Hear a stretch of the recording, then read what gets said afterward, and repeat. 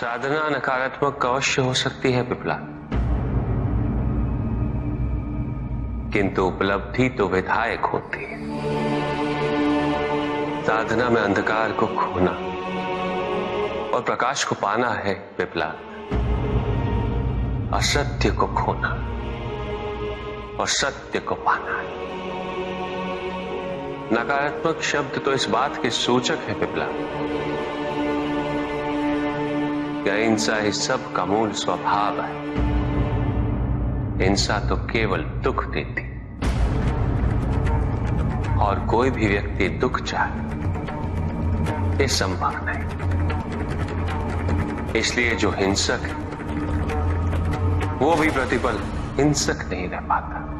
सभी के उद्धार के लिए मैं आपसे निवेदन करता हूं कि भक्ति का उचित मार्ग बताए हमें, ताकि मेरी भांति दूसरा कोई भूल ना करे। भक्ति मुक्ति का आधार है पुष्पधर, और मुक्ति तो केवल समर्पण से ही संभव होगी। और समर्पण के लिए पुष्प नहीं, स्वर्ण नहीं, आभूषण भी नहीं,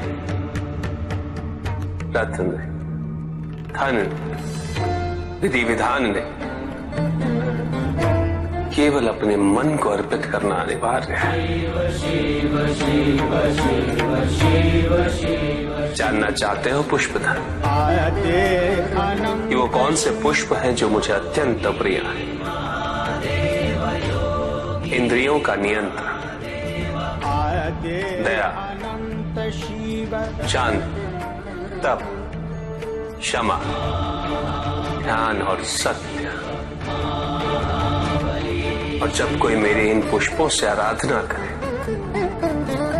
मैं अवश्य प्रसन्न होता हूं।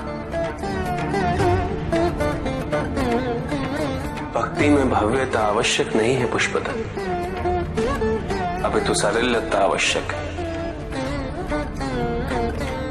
भक्त के लिए ये समझना अत्यंत कठिन हो जाता है प्राय भक्ति कब मोह में परिवर्तित हो जाती है, और ऐसे में पथ भ्रमित होना अनिवार्य है।